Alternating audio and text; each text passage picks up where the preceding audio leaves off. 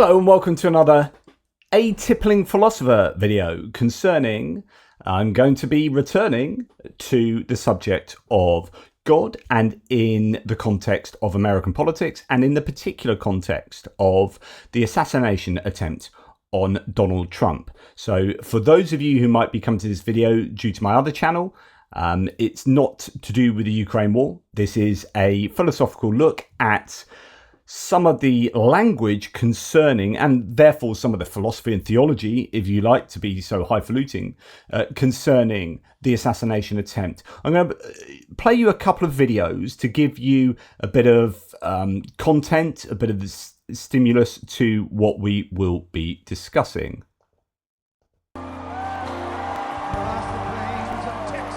He is a man who revels in political theatre.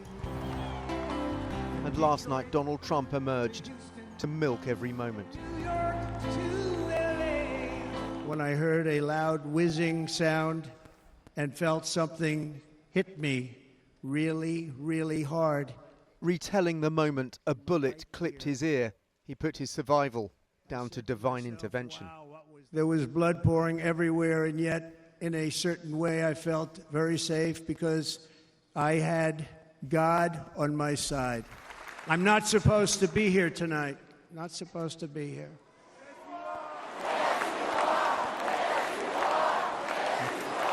In an orchestrated moment of poignancy, he paid tribute to Corey Comparatore, whose uniform had been brought on stage. But from then on, the former president frequently went off script.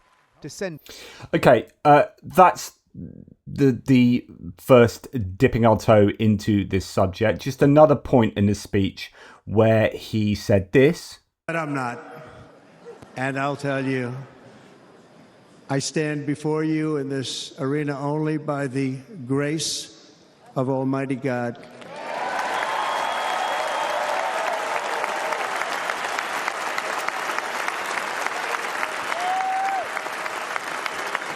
In watching the reports over the last few days, many people say it was a providential moment. Probably was. When I rose surrounded by Secret Service, the crowd was confused because they thought I was dead, and there was great, great sorrow. I could see that on their faces as I looked out. Now, I don't want to pick apart the idea that he's religious. Trump is not religious in any way, shape or form. And anyone who thinks he is somewhat deluded. This is very much because this kind of content is what the crowd wants to hear. Here's Marjorie Taylor Greene, one of his most fervent acolytes, talking to Breitbart about this same kind of subject matter. Seems like God's hand is on his shoulder. Your thoughts? I believe it. I believe we all witnessed a miracle, literally. From, before it happened, the flag above got blown in the wind and it got tied into literally what looked like an angel. Did you see that video? I didn't see it. Oh my gosh, you guys have to find that. It was truly, it was like an angel coming down, and it was the American flag tied. They had to bring it down, and all the people in the stands helped unravel it, and it was literally before he came out on the stage. Seems like God's hand is... So I want to look at the idea. I mean, well, okay, you could. Yeah, I could go off on so many different directions here. Before we get on to the other victims here, the idea from what Trump is saying himself is that he is only alive due to the grace of God. And it was God who intervened to save him. And lots of people are talking about how this is a miracle. You know, Trump is alive because God saved him. Otherwise, he would be dead. This is very similar in what's analogous to the kind of statement that, oh, it's a miracle that I'm alive. God saved me when the tsunami hit. And yet there's another 120,000 people who are dead. It's like, oh yeah, God's just decided to kill those 120,000 people, but I'm all right. I'm the one that God's decided to save. So I'm much more important than all those 120,000 other people. Yay, awesome. Rather than like, God decided to kill 120,000 people and forgot to kill me as well, or whatever other way that you can slice and dice that. It's like God decided to kill those people, that God wanted those people to die, otherwise God would have saved them. God didn't save them, therefore it is at least a missive will that those people died. And by missive will, like active will is like actively killed them. A missive will is like, I could save them, I know they're going to die, and I choose not to save them, so I'm not going to intervene.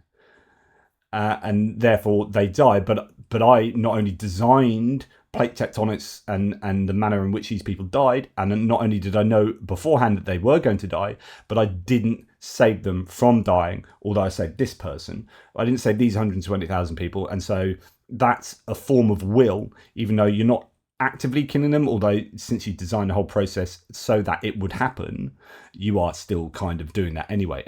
There's a distinction perhaps between active and omissive will there. But when it comes to the situation with Trump, it's really problematic because, well, it's actually less problematic than 120,000 versus 1, but perhaps because there's only one other person who died, it's almost a trade-off here, right? Much more obviously so, intuitively so perhaps. And of course, remember that all discussion here is in the framework of the idea that it's a terrible event and somebody died and people have lost their loved ones, a life has been lost and people have been injured, and Trump narrowly himself escaped death. So I accept the emotional and moral and psychological concept of this topic being sensitive. I'm just going beyond that at the moment to speak of more abstract ideas. So you had this volunteer firefighter chief, Corey Comparatore, who was killed at the rally shielding his wife and daughter from the gunfire, right? And 2 other people were injured as well. So 2 other men left in critical but stable condition following the shooting. So you've got 1 person dying and 2 people getting critically injured. And yet Trump was saved. The idea that Trump was saved by God means that, especially if one of those bullets that would have shot him, well, all of those bullets were aimed for him, none of them were aimed at those people. So those bullets to have missed Trump, if that's the providence of God, if that's God's grace acting through God's will and sorting this scenario out so that Trump survives, it is so that these other people die or are injured. And that's a bizarre thing to say, in my opinion. So for Trump to say, I'm only here because the Almighty God, is to say, God's decided to kill you, Comparatore. So Corey Comparatore's wife really should be confronted with this reasoning as well, which is, oh, by the way, sorry about that. God decided to save me and kill your husband.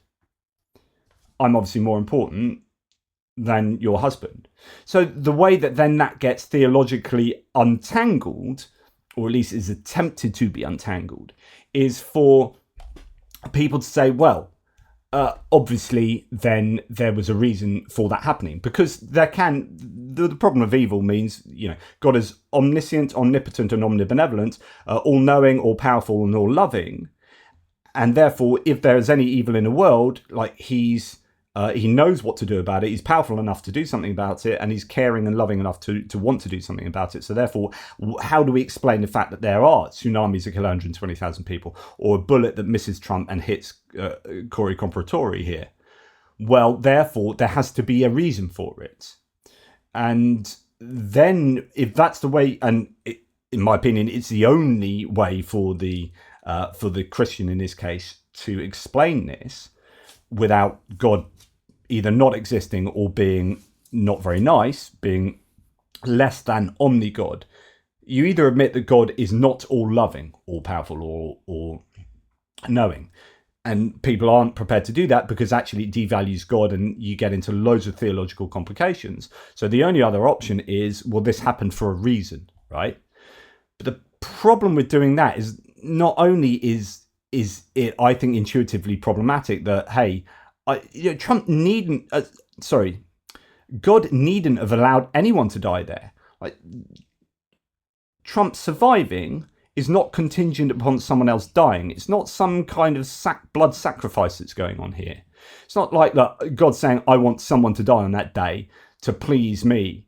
Like, and you know, if someone doesn't die, there's going to be problems. So someone ends up dying. God says, oh, but I don't want that guy to die, so I'm just going to turn his head that way. And then the bullet whizzes past and kills Comparatori, and another couple of bullets injure these other people. Like, that's not what's going on here. But unfortunately, it kind of looks like it with one train of thought. The ramifications for thinking like this is that God is using people instrumentally as tools. This is like moral kind of instrumentalism, a means to an end. This is consequentialist thinking or utilitarian thinking, which is a form of ethical, a form of morality, an ethical framework that religious people don't like. So their only answer to understanding or explaining how this could come about is to invoke moral consequentialism, which means to say this happened for a reason. Comparatori, something better will come about from his death, and that's how his wife will probably understand it, because no doubt these guys are religious, you know, conservative Republicans. Not all of them are religious, but you can bet your bottom dollar most of them are going to be, and let's assume that these guys are. And so it's like, okay, well, as I say, either God is not very nice, God is less than omni-God, or this happened for a reason. So my husband has been killed for a reason, and some greater good will come out of this. Now, moral consequentialism is exactly that, which is the consequences that are obtained from an action are how you define moral, or how you morally evaluate. So if something good comes from this terrible action, then that goodness means that this action is actually morally good, even though it looks prima facie morally bad. Someone's been shot by a shooter, this is bad. But if God's allowed it, therefore it must be good. If God's even not just allowed it, but dictated the universe such that this would happen, then this has to be good. The Christian they can't conclude any other way, because there can be no gratuitous evil. They can only conclude that this is a good thing. And so therefore, there has to be good that comes out of the death of this guy. But as I was saying, this means that Comparatori is being used as an instrument to bring about a greater good. Now, there are two things here. First of all, was it absolutely impossible that those greater goods could not be brought about? Impossible that they could be brought about by any other means that didn't require someone dying. Like, are you telling me that God can't create a universe, a world where those greater goods come about without Comparatori dying? So that limits God's abilities there. So these are necessarily, like, the only way these greater goods could come about is through the death and injury, but the death particularly of Comparatori here. That's the only way these goods could come about. That I think is very limiting for God. But it also means that God is using, as I say, Comparatori instrumentally, which means that you are using a moral value system that does not need God. And the reason why most, but not all, theistic thinkers, Christian philosophers, for example, people who believe in God, who do moral philosophy, do not like consequentialism. William Lane Craig famously calls it a terrible ethic. And the reason why they see it as terrible is because you don't need God for morality. If you're saying moral value comes about from the consequences of a given action, and you have no need to invoke God in that calculation, then you do not need God for morality. But unfortunately for many, for example, Christians, Muslims as well often, they say, well, why does God need to exist? God needs to exist because God explains morality. We need God to objectively ground morality, and all these kind of arguments. Then actually, moral consequentialism becomes a terrible ethic. Why is it terrible? Because you don't need God for your moral value system. And so therefore, to then have to use it, because there's no other coherent explanation for why God would have Comparatori die and Trump not, in this situation. You have to invoke moral consequentialism, which means you have to say, the Christian has to say, if I'm going to use that, then either God is not omni-God, or morality is not grounded in God. So that's the only other option. And if you're fine with that, if you say, well, you don't need God for morality because the moral value of this event is dictated by the consequences that pertain from this event happening, then fair enough. But own up to that. Own up to that and say, yeah, you can be good without God. In fact, God need not even exist for morality to exist in the world. The problem is that there is your route to atheism. That's one of your big arguments for theism, is that you need God for morality. But by using these kind of moral explanations for why Comparatori has died, you end up going down the atheistic moral calculation route. And yeah, welcome to my world. I think this is really disingenuous of Trump because I don't think he's Christian anyway. So he's really playing to the audience and just essentially lie. And you know, when you see footage like this, which is him going up and kissing the firefighter's helmet, and it's like he was hugging that flag and humping that flag previously. It's just that kind of imagery makes me feel a little bit sick, I have to say, especially since I don't want to get too political here. This is supposed to be philosophical, but after the death of Comparatori, Biden contacted the wife and said, you know, can I visit you? Can I pay condolences? And she really appreciated the phone call, but said, my husband's such a dyed-in-the-wool conservative. I don't think he'd appreciate you coming. But actually, Trump didn't even do that. So then he goes and does this really performative thing of having the firefighter's uniform and then kissing the helmet there. And it's all just like really cringe because I don't think that's his emotional disposition anyway. I don't think he's that compassionate, and he's using that as a means to an end, right? So this is very consequentialist itself. So maybe it is useful we can talk about that. So there's a definite utility to his performance there in doing that to play very well with his audience, and likewise with the reference to God being responsible for his survival there is performative, I think. But actually looking at the philosophy of the substance of what he's claiming, I think is thoroughly problematic, and it leads to some very uncomfortable conclusions otherwise, which is Trump's more important than Comparatori, and Comparatori was used as a tool, necessarily so, and apparently there was no other way that God could bring about those greater goods than by killing Comparatori. And that is a secular moral value system.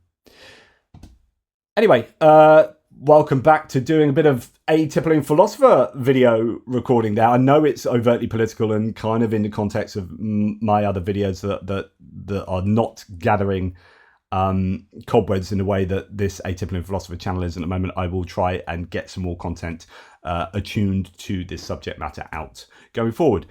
Let me know what you think in the thread below, and thanks for watching.